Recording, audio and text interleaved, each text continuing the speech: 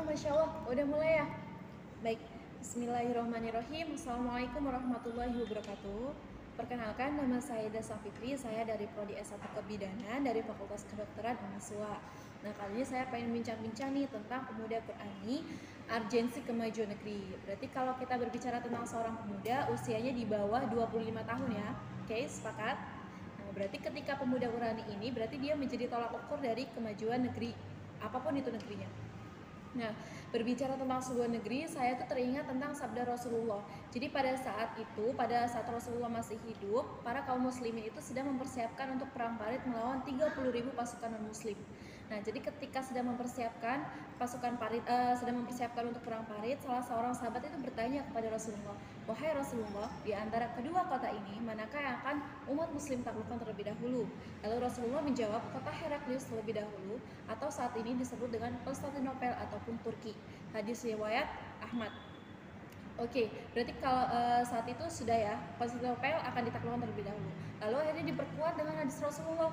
Pada saat Konstantinopel ditaklukkan, itu adalah sebaik-baiknya pemimpin dan sebaik-baiknya tentara. Hadis riwayat Ad-Darimi dan juga hadis riwayat Ahmad. Oke, berarti kalau misalnya Rasulullah sudah berkata bahwasanya pemimpinnya baik, otomatis insya Allah akan baik juga menurut Allah kan? Karena Allah dan Rasulullah pasti akan satu jalan dan satu visi misi. Berarti kalau misalkan sekarang penasaran gak sih? Penasaran gak sih kenapa kenapa pemimpin yang Rasulullah sebut ini adalah pemimpin terbaik? Oke, berarti kita penasaran dong siapa sih pemimpinnya? Nah, pemimpinnya itu adalah bernama Muhammad II atau kita kenal dengan Muhammad Al-Fatih. Ya, betul sekali. Muhammad Al-Fatih adalah putra dari Sultan Murad I atau generasi ketujuh dari Utsmani. Nah, jadi sejarahnya untuk Muhammad Al-Fatih ini, beliau ini pada masa kecilnya itu dititipkan di suatu tempat atau kita kenal dengan istilahnya pondok lah kalau zaman sekarang ya teman-teman. Jadi dititipkan dan diajarkan oleh Syekh Ahmad Al-Qurani dan juga Syekh Syamsuddin. Nah, jadi Muhammad Al-Fatih ini untuk adabnya itu diajarkan atau dididik oleh Syekh Syamsuddin. Nah, jadi ketika ini kan Muhammad Al-Fatih kan anak sultan ya, otomatis petantang petenteng dan juga slengian lah istilahnya. Nah, jadi ketika itu Syekh Syamsuddin itu memukul dengan kayu yang akhirnya kayunya itu terbelah menjadi dua. Lalu pada saat itu akhirnya Muhammad Al-Fatih itu adabnya sudah terdidik. Oke, Muhammad Al-Fatih adabnya sudah terdidik. Beda banget sama zaman sekarang, untuk adabnya itu sangat tidak ada lah, bahkan guru juga sudah dilaporkan dengan kasus dalih-dalih HAM. Oke, berarti kalau sekarang Muhammad Al-Fatih sudah terdidik adabnya dong. Nah, alhamdulillah karena adabnya ini sudah terbentuk, Muhammad Al-Fatih ketika usia 8 tahun, Muhammad Al-Fatih ini sudah khatam 30 juz. Bayangin, 8 tahun 30 juz. Otomatis ketika adab sudah menjadi tolak ukur kita, apapun itu, walaupun Al-Quran itu yang tebal banget, insya Allah itu akan dipermudah. Nah, berarti sekarang pembicaranya kita sepakat dong ya bahwasanya Muhammad Al-Fatih ini adalah seorang yang Qurani. Nah, sekarang kita pertanyaannya, pada saat usia berapa sih Muhammad Al-Fatih ini menaklukkan Konstantinopel? Oke, ada yang tahu?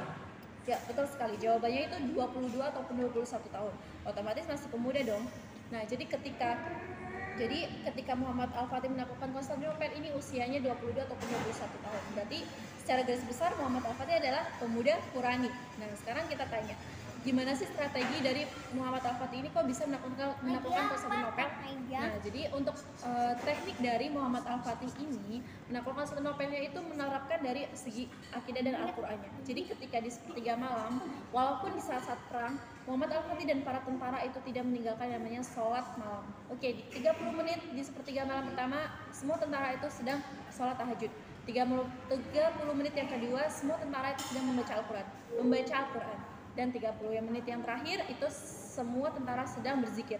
Dan ditemukan ada tentara yang sedang tidur-tiduran. Lalu Muhammad Al-Fatih berkata, jika kita yang melakukan Konstantinopel, maka jangan sampai kita berleha-leha di sepertiga malam.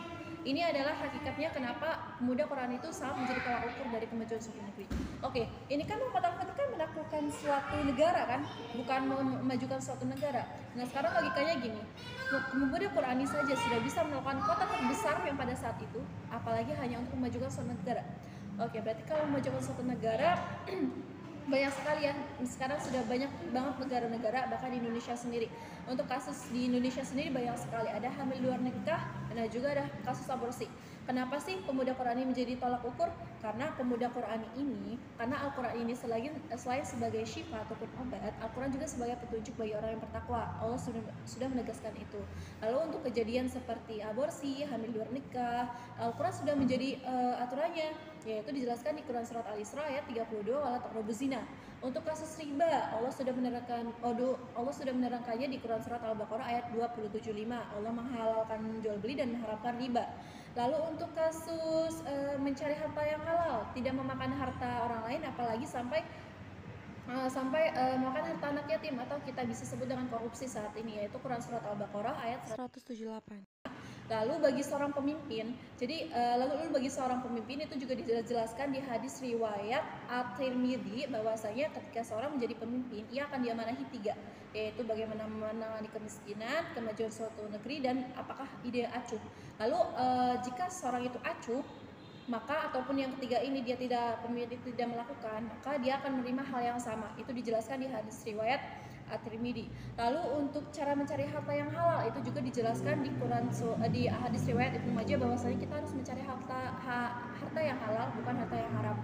Oke, berarti dari sini saja kita sudah tahu kan bahwasanya Al-Qur'an itu banyak sekali petunjuknya.